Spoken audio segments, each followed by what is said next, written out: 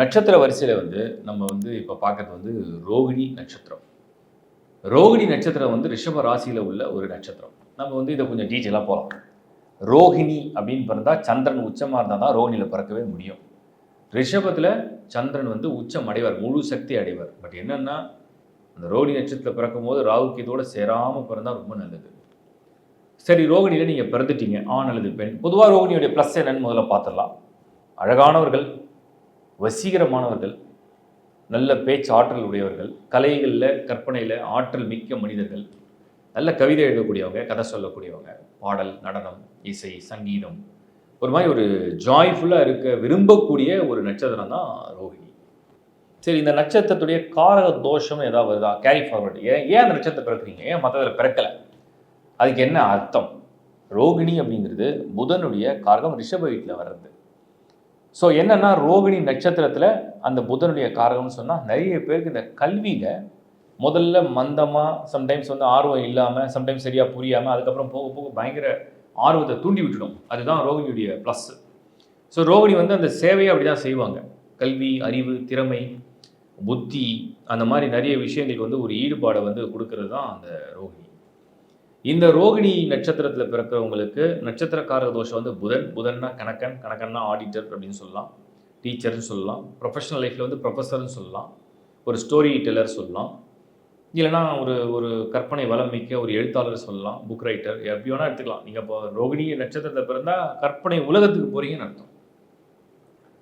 அந்த ராசி எடுத்து பார்த்தீங்கன்னா சுக்கிரன், மறுபடியும் கலை சம்பந்தப்பட்ட விஷயங்களுக்குள்ளே வந்துடும். சுக்கிரன் அழகு, இளமை, வசீகரம், அதிர்ஷ்டம், இதெல்லாம் சுக்கிரன். இப்போ ராசிநாதன் வந்து சுக்கிரன், நட்சத்திரத்துக்கு அதிபதி சந்திரன், இந்த பக்கம் சந்திரன், இந்த பக்கம் சுக்கிரன். காரகத்துவ தோஷம் புதன், மூணுத்தையும் கம்பைன் பண்ணி பாருங்கள். சந்திரன், புதன், சுக்கிரன் எல்லாமே கற்பனை, அறிவு, ஒரு வியப்பு, ஒரு ஆச்சரியம், ஒரு அதிர்ஷ்டம், ஒரு அழகு, ஒரு வசீகரம், ஒரு கற்பனைக்கு எட்டாத உலகம், ஒரு விஷயத்துக்குடைய ஒரு ஆராய்ச்சி, புத்தி, இதெல்லாம் சம்மந்தப்பட்டது தான் ரோகிணி. ரோகிணிக்கு அடிப்படையில் இந்த குணங்கள்லாம் அப்படி வரும். சரி, பாசிட்டிவாக நம்ம நிறைய விஷயம் எடுத்து பார்த்தோம்னா, தன்னை ரசிக்கக்கூடிய, தன்னை விரும்பக்கூடிய, தன்னை நேசிக்கக்கூடிய ஒரு நட்சத்திரம் வந்து ரோகிணி. இந்த உலகத்தில் எது நடந்தாலும் எனக்கு என்ன தேவை, எனக்கு என்ன வேணும், நான் எப்படி சந்தோஷமாக இருப்பேன், நான் எப்படி ஆனந்தமாக இருப்பேன், எனக்கு எது கிடைச்சா நான் சந்தோஷமாக சிரிப்பேன். இது ரோகிணியுடைய ஒரு பாசிட்டிவ் சைடு எடுத்துக்கலாம். ஏன்னா இது நீங்கள் நினைக்கலாம் ஒரு சுயநலவாதி மாதிரி இருக்கே, கிடையாது. இது செல்ஃபிஷ் கிடையாது. இது வந்து தன்னை வந்து நேசிக்கிறது, தன்னுடைய அழகை, தன்னுடைய அறிவை, தன்னுடைய பக்குவத்தை, தன்னுடைய திறமையை, தன்னுடைய கற்பனை வளத்தை, தன்னுடைய ப்ளஸ்ஸை வந்து ரசித்து நேசிக்கிறது. இது வந்து ரோகிணியில் உள்ள பாசிட்டிவ் சைடு. சரி, இப்போ அதே ரோகிணியில் வந்து கொஞ்சம் மைனஸாக ஏதாவது இருக்கா அப்படின்னு நம்ம வந்து எடுத்து பார்த்தோம்னா, தன்னை மட்டுமே சார்ந்து ஒரு விஷயத்துக்கு வந்து அது ஓடுது இல்லையா, அந்த ரோகிணி அப்படி ஓடுது இல்லையா, அது சம்டைம்ஸ் மற்றவங்க பார்வைக்கு ஒரு சுயநலவாதி மாதிரி கொஞ்சம் தெரியும் லைட்டாக. இது ஒன்று. ரெண்டாவது, ரோகிணி வந்து எப்போவுமே வந்து ஒரு தூண்டுதல் வேணும், இல்லை ஒரு சூழ்நிலை உருவாகணும். ஒரு தூண்டுதல் வேணும், இல்லை ஒரு சூழ்நிலை உருவாகணும். இப்போ சில பேர் தானாக நான் படிப்பேன், முயற்சி எடுப்பேன், நான் வந்து வேலை செய்வேன், அப்புறம் தொழில் செய்வேன், அப்புறம் முன்னேறுவேன், அப்புறம் குடும்பத்தை பார்ப்பேன் அப்படின்னு நினைக்கிற கொள்கை கோட்பாடுகளாம் அப்பாற்பட்டதாக ரோகிணி. ஒரு டஃப் சேலஞ்ச் வரணும், ஒரு சிச்சுவேஷன் வரணும், இது பண்ணாதான் இது கிடைக்கும், இது நடந்தால் தான் இது முடியும் அப்படிங்கிற ஒரு சிச்சுவேஷன் வந்து உங்களை தள்ளணும், புஷ் பண்ணணும். Either someone has to push you or ஒரு சிச்சுவேஷன் வந்து உங்களை புஷ் பண்ணணும். அப்போ தான் அந்த ரோகிணி வந்து தன்னுடைய எனர்ஜியை வந்து ஃபீல் பண்ண ஆரம்பிக்கும். அப்போ தான் உங்களுக்கு அந்த எனர்ஜி வந்துன்னா, எமோஷன் வந்ததுன்னா உங்களை பெட்டராக வந்து கொண்டு போக ஆரம்பிக்கும். இது ரோகிணியுடைய ஒரு தன்மை. அடுத்தது வந்து நிறைய விஷயத்தை வந்து அனுபவ அறிவாக பெறக்கூடிய ஒரு மிக சக்தி வாய்ந்த ஒரு நட்சத்திரம் வந்து ரோகிணி. அனுபவ அறிவு, எதை பண்ணாலுமே ஒரு எக்ஸ்பீரியன்ஸ் வரும். அந்த எக்ஸ்பீரியன்ஸை கெயின் பண்ண நாலேஜ் இன்னும் வளரும். அப்படி தான் அந்த ரோகிணி உள்ளே கொண்டு போகும். அடுத்தது வந்து நம்ம பார்க்குறது என்னென்னா, ரோகிணியில் வந்து பாதம் ஒன்றுனா அவங்களுக்கு நல்லா தெரியும். 4 பாதங்களாக பிரிஞ்சிருக்கும், ஆனால் ஒரே ராசியில் இருக்கும். இந்த பாதம் 1 தான் வந்து சிறந்த சிந்தனையாளர்கள், கற்பனை வளம் மிக்கவர்கள், கதை எழுதுவாங்க, சூப்பராக கவிதை எழுதுவாங்க, ஒரு விஷயத்தை உள் வாங்குவாங்க, ஒரு விஷயத்தை சரியாக பேசுவாங்க, ஒரு விஷயத்தை கிரகிச்சுப்பாங்க, ஒரு விஷயத்தை புரிஞ்சுக்குவாங்க. மற்றவங்களுக்கு தெரியாத கலை ஆர்வம் கொண்ட மனிதர்களாக அந்த ரோகிணி 1வது பாதம். ஒரு நல்ல ஸ்பீக்கராக வருவாங்க. இதெல்லாம் ரோகிணி 1க்கு உண்டு. சரி, ரோகிணி 2. இந்த ரோகிணி 2 அப்படின்னு நம்ம வந்து பார்த்தோம்னா, பணம் சம்பாதிக்கிறத கெட்டிக்காரங்க, தன்னுடைய பேச்சால் மற்றவங்களை கவரக்கூடியவங்க. சில பேர் நல்ல பாடகராக வருவாங்க, சில பேர் வந்து நல்ல தன்னுடைய பேச்சால் மற்றவங்களை கவரக்கூடியவங்களாக இருப்பாங்க. சிறந்த வியாபாரிகள், நல்ல வியாபாரம் பண்ணக்கூடிய யுக்தி படைத்தவங்க, நல்ல நடிகர்கள் கூட எடுத்துக்கலாம். நல்ல நடிகர்கள், வசீகரம் கொண்டவர்கள். ரோகிணி 2 வந்து வசீகரம் கொண்டவர்கள். ரோகிணி 2 அதிர்ஷ்டசாலிகள், பணம் சம்பாதிக்கிற ஒரு அதிர்ஷ்டசாலிகள் ரோகிணி 2. அப்போ ரோகிணி 2 வந்து ரொம்ப விசேஷமான ஒரு பாதமாக கருதப்படுது. ஏன் தெரியுமா? அந்த ரோகிணி 2வது பாதம் அப்படின்னு வந்து நம்ம வந்து ஒரு கால்குலேஷன் எடுத்துட்டோம்னா, அந்த நட்சத்திரத்தில் சந்திரன் வந்துட்டாருன்னா வர்க்கோதம் அடைஞ்சிருவார். ஏன்னா ஸ்திர ராசி, ஸ்திர ராசியில் வந்து வர்க்கோதம் அடையும். அப்படின்னா நவாம்சத்துலேயே அது உச்சத்தில் வந்துடும். சப்போஸ் வேறு பிளானட் இருந்தாலும் அதை நவாம்சம் அதே இடத்துல வந்துடும். அப்போ உச்சத்துக்கு நிற்கிற சக்தியை கொடுத்துரும் ரோகிணி 2. இப்போ அடுத்தது வந்து நம்ம பார்த்தோம்னா, இந்த ரோகிணி 3 நட்சத்திரத்தை வந்து ரோகிணி 3வது பாதம் அப்படிங்கிறது சுகபோக வாழ்க்கையை அனுபவித்து வாழ்வாங்க. இப்போ உங்களுக்கு வந்து சுகபோக வாழ்க்கை, லைஃப்பில் வந்து ஒரு ப்ளஷர், ஒரு இன்பமயமாக இருக்குது, எனக்கு சந்தோஷமாக இருக்குது, மகிழ்ச்சியாக இருக்குது, நான் ஆனந்தமாக இருக்கேன், எனக்கு கேட்டதெல்லாம் கிடைக்குது, எனக்கு தேவையானதெல்லாம் நிறைவேறுது, என் ஆசையெல்லாம் நிறைவேறுது, எனக்கு பணம் வேணால் பணம் கிடச்சிது, அது கிடச்சிது அப்படின்னு சொல்லி நிறைய வந்து தன்னை வந்து நிறைவேற்றிக்கிறது. இப்போ நீங்கள் நினைக்கலாம், அப்போ வந்து வசதி இல்லாதவங்களாம் ரோஹிணி நட்சத்திரத்தில் பிறந்திருக்காங்க அப்படின்னு சொல்லி அவங்கவுங்க லெவலில், அவங்கவுங்க இருக்கிற இடத்துல, அவங்கவுங்க இருக்கிற நாட்டில், அவங்க இருக்கிற வீட்டில், அவங்க இருக்கிற வாழ்க்கையில் சந்தோஷத்தை அனுபவிக்கிற சூழ்நிலையை அந்த நட்சத்திரம் கொடுக்கும். இப்போ சந்தோஷம் வந்து வெறும் பணத்தால் மட்டும் தான் வரும்னு நம்ம சொல்ல முடியாது.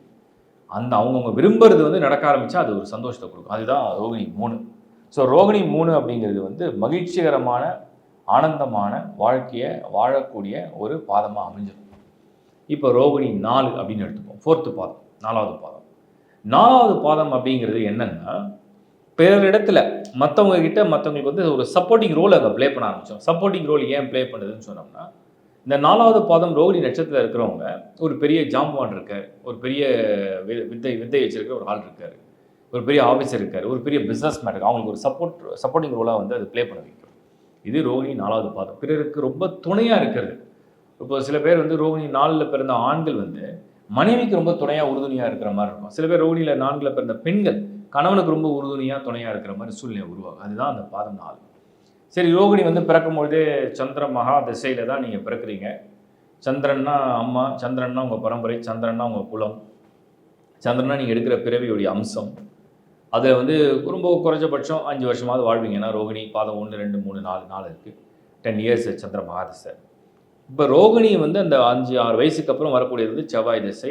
கிட்டத்தட்ட டீனேஜ் தொடங்குறதுக்குள்ளே செவ்வாய் வந்து கம்ப்ளீட் பண்ணி உங்களுக்கு ராகு உள்ள என்ட்ரி.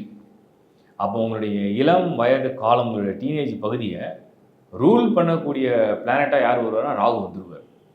இப்போ ராகு வந்து இப்போ ரோகிணினா சந்திரன், நான் ஏற்கனவே சொன்னேன், அது வந்து புதனுடைய காரகத்துவம் தோஷம் கொண்டது. இந்த ராகு வரும்போது நீங்கள் வந்து எங்கேயாவது ஒரு பேட் கம்பெனி, தவறான நண்பர்களோ, தவறான சூழ்நிலையோ, தவறான பழக்க வழக்கமோ அப்படியே போயிட்டா தான் அப்படியே கெடுக்க ஆரம்பிக்கும்.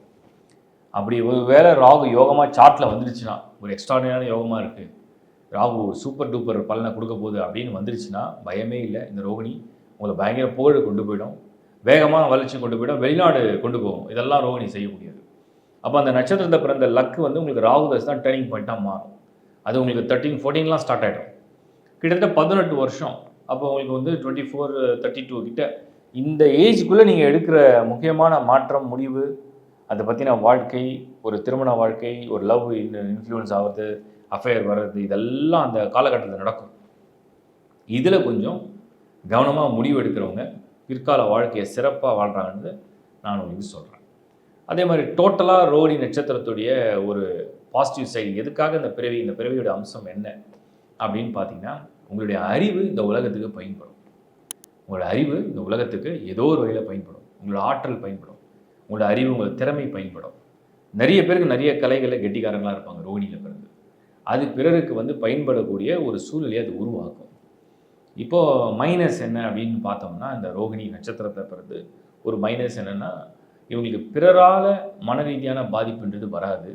பட் தன்னைத்தானே சம்டைம்ஸ் வந்து மனம் நொந்தோ, இல்லை மன வருத்தப்பட்டோ, இல்லை தனக்குத்தானே வந்து ஒரு மாதிரி ஒரு என்ன சொல்லுவோன்னா, ஒரு இன்ஃபீரியராக ஃபீல் பண்ணுறதோ, இல்லை சில விஷயம் கைக்கு எட்டல, அது நடக்கலை, அதை ட்ரை பண்ணி வந்து சரியாக கிளிக் ஆகலை சொன்னால் மன உளைச்சலுக்கு ஆவலாக வருது. இதெல்லாம் இந்த ரோகிணியில் உள்ள ஒரு மைனஸாக நான் பார்க்குறேன். சந்திரன் வந்து உச்சம். இந்த சந்திரன் உச்சமாக இருக்கவங்களுடைய ப்ளஸ் அப்படின்னு பார்த்தோம்னா ஒரு சூப்பர் திங்கிங், தாட் ப்ராசஸ், அவங்களுடைய ஆக்ஷன்ஸ். பட் அதே மைனஸ்ன்னு பார்த்தோம்னா செல்ஃபாகவே வந்து அவங்க வந்து வருத்தப்படுறது, அதனால் ஒரு மன வேதனை அடைகிறது, அதனால் வந்து ஒரு மனக்குமுறல், இதெல்லாம் வந்து ஒரு சின்ன மைனஸாக இருக்குது. அதுக்கப்புறம் இந்த ரோகிணி நட்சத்திரத்தில் வந்து ஓவராலாக லைஃப் அப்படின்னு வந்து ஒரு அப்சர்வேஷன், ஓவராலாக இந்த ரோகிணியில் பிறந்தா எப்படி இருக்காங்கன்னு நான் வந்து பார்த்ததில்ல.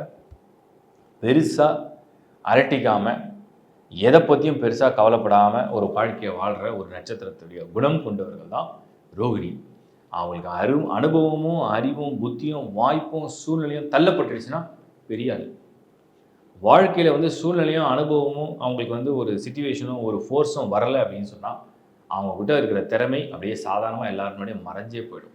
இதுதான் ரோகிணியுடைய ஒரு ஒரு வாழ்க்கை தரமாக இருக்குன்றதை நான் வந்து உணர்றேன். வாழ்த்துக்கள்.